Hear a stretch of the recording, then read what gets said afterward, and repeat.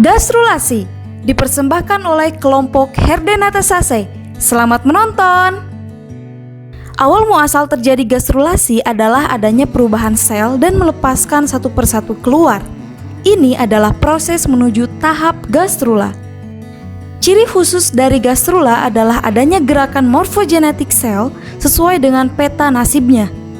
Dari gastrulasi ini akan terbentuk embrio pada tahap gastrula. Pergerakan disebabkan oleh adanya komunikasi sel yang dibantu oleh molekul signal seperti protein, lemak, asam amino, peptida, dan lain-lain yang akan menghasilkan ekspresi gen.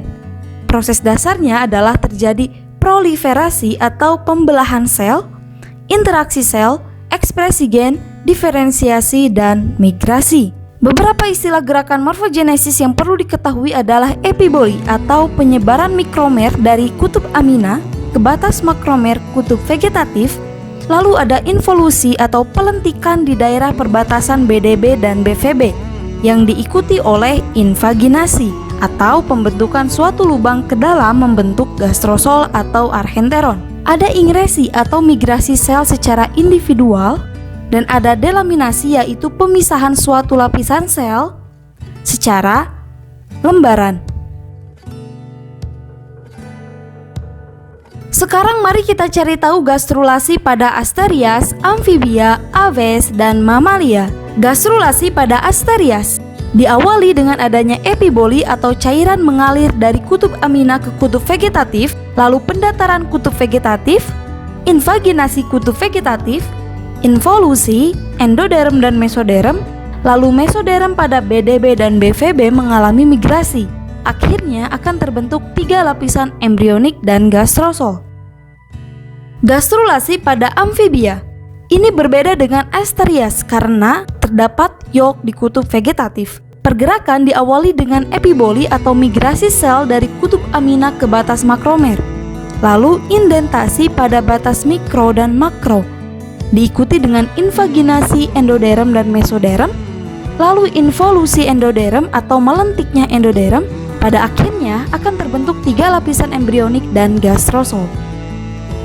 Gastrulasi pada Aves. Pergerakan diawali dengan proliferasi pada area pellucida, lalu divergensi pada nodus Hansen, konvergensi pada area primitive shriek, lalu terjadi invaginasi pada area primitive shriek. Setelah itu, involusi pada area primitive shriek, dilanjutkan dengan divergensi lateral, delaminasi hipoblas dari epiblas, dan ingersi epiblas ke arah hipoblas. Pada akhirnya akan terbentuk 3 lapisan embrionik dan gastrosol. Gastrulasi pada Mamalia.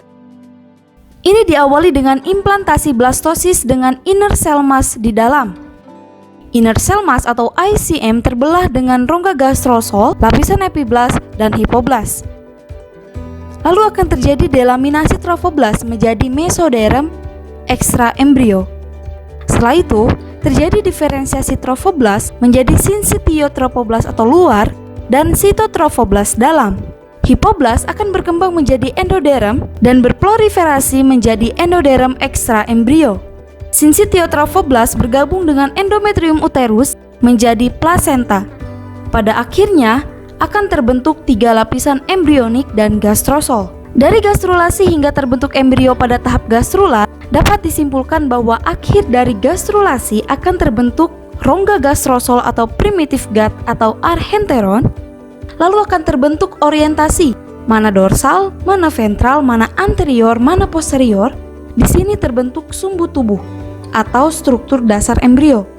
Dan terbentuk 3 lapisan embrionik pada triploblastik di mana ektoderm epidermis ini akan berkembang menjadi epidermis dan turunannya, sedangkan ektoderm neural ini akan berkembang menjadi neural tube dan neural crest. Mesoderm.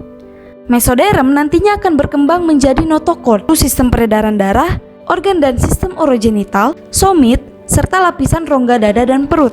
Endoderm nantinya akan berkembang menjadi faring, hati, pankreas, epitel pada saluran pernapasan, dan epitel pada sistem urogenital. Cukup sekian dari kami, kelompok Herdenataceae A7 2018. Sampai jumpa di lain kesempatan. Bye! Tata titi tutut.